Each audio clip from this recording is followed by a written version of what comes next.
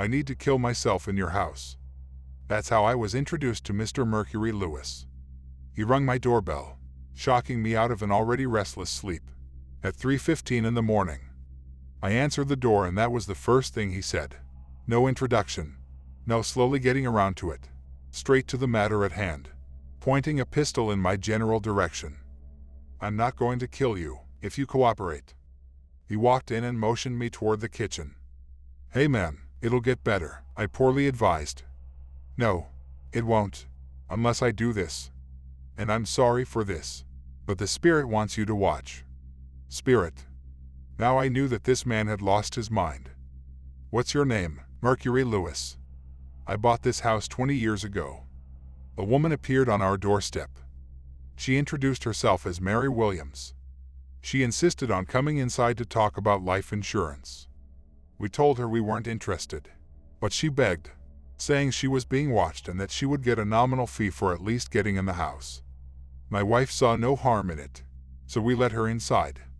She talked about life insurance for a little bit, but it became apparent she had no clue what she was talking about. She asked if she could go get a drink of water. We told her where she could get a glass. She walked back to the kitchen. My boys came back in from playing outside with the neighbors. Mary Williams calmly walked back to the living room, stood in front of my family and shoved a butcher knife into her neck as hard she could, pushing it all the way through to the back side of her head.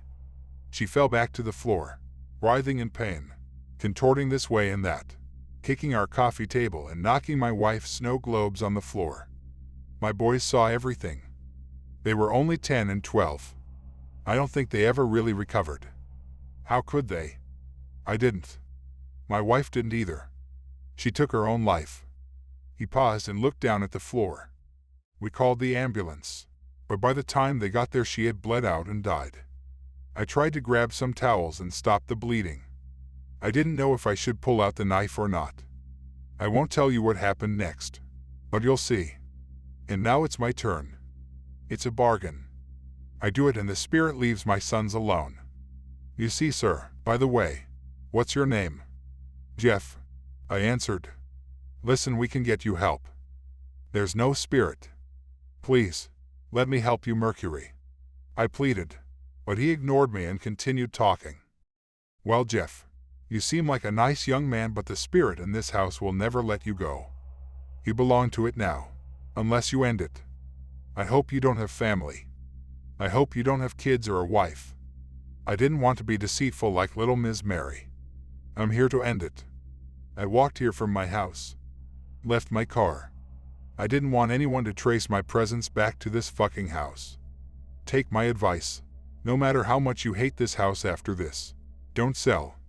No matter what you see, make believe you didn't see it. Persist in your ignorance. If you act like nothing happened, then it will leave you alone. But if you leave, you'll have hell to pay. And with that last sentence, Mercury Lewis put the gun in his mouth and pulled the trigger. The top of Mercury's head exploded, painting my kitchen window and ceiling dark red, textured with brain and bone, like a nightmarish Van Gogh creation. I didn't have time to make my case. He made his explanation and did his deed without any indecision. I was in shock. I went to call the police, when all of a sudden the basement door violently flew open, banging against the chair molding. I heard footsteps, but didn't see anyone. Mercury's ankles lifted into the air and his body started moving towards the basement door as if being dragged. His body moved past me and I could feel a deep chill envelop my soul. Mercury's head left a trail of blood on the kitchen floor. When his body cleared the basement door, it slammed shut. I could hear his head banging against the treads as he was dragged downstairs. I was confused. Should I call the police or not? How would I explain his body being downstairs? Even if I cleaned the blood trail, they would be able to detect it. They would know I wasn't being completely honest. Yet, I decided it was the right thing to do. I couldn't explain everything, but neither could I live with not calling the police. I walked over to the kitchen cabinet where my cell phone was charging. As I went to grab it, the basement door opened again. A cool breeze began to flow. I was shivering with fear and a steady drop in body temperature. Something smashed the phone and shoved it off of the cabinet. It fell to the floor, and shattered the screen. The basement door slammed shut. My body grew warm and the environment was a little more comfortable. I didn't call the police. I never reported the incident.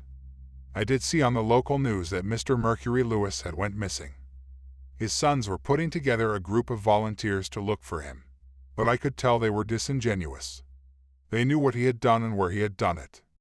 They were playing out the last act of the play, putting the whole affair behind them.